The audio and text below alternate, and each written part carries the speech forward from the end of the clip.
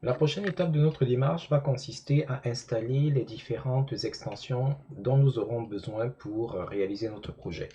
Avant d'installer nos extensions propres, on se rend compte que le thème que nous avons installé a besoin de 3 extensions pour fonctionner correctement. Donc avant de faire quoi que ce soit d'autre, nous allons installer ces extensions. On pouvait retenir leur nom et les installer séparément, mais nous avons un lien ici qui nous permet de toutes les installer en même temps. Nous allons cliquer dessus. Voici la liste de nos extensions. Nous allons toutes les sélectionner. Dans les actions groupées, nous allons choisir de les installer et nous allons appliquer notre choix.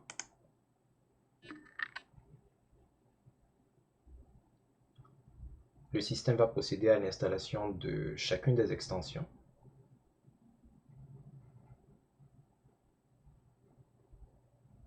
Comme on est passé par le lien du thème, ça a installé et activé. Si on y était allé manuellement, il aurait fallu qu'on installe d'abord, puis qu'on les active par la suite. Les 3 thèmes de base ont été installés.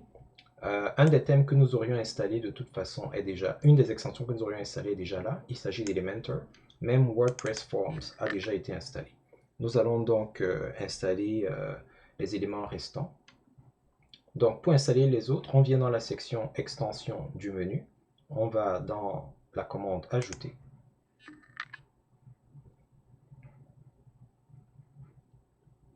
On va recommencer parce que parfois certaines extensions essayent de se faire installer avant les autres. On revient, extension, ajouter. Nous allons donc chercher Color Central.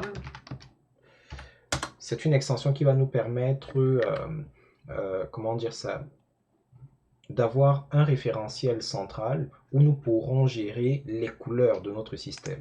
Parce que nous avons un logo qui a une palette de couleurs bien précise et nous souhaiterions que l'ensemble du site web soit cohérent avec ce logo. Pour ne pas avoir à retenir à chaque fois le nom des couleurs, leur code, etc., on pourra se servir de Color Central qui va dupliquer les éléments de notre palette à l'ensemble du système. Donc nous allons l'installer et l'activer, c'est fait. Prochaine extension, nous allons choisir une extension qui va, comment dire ça, augmenter les capacités d'Elementor. Nous avons la version gratuite d'Elementor qui est très puissante, mais il y a certaines fonctionnalités qui manquent ou qui sont réservées à la version professionnelle. Si on n'a pas l'intention d'acheter la version professionnelle, certaines de ces fonctionnalités peuvent être comblées par des extensions telles que Essential Add-ons ou encore Premium Add-ons et bien d'autres. Dans notre cas, ce sera Essential Add-ons qui va par exemple nous permettre de facilement intégrer les formulaires de contact et de réservation que nous allons faire avec WordPress Forms. Nous avons installé, nous allons maintenant activer. Le gros de nos extensions sont prêtes. On va pouvoir passer à la configuration de certains éléments.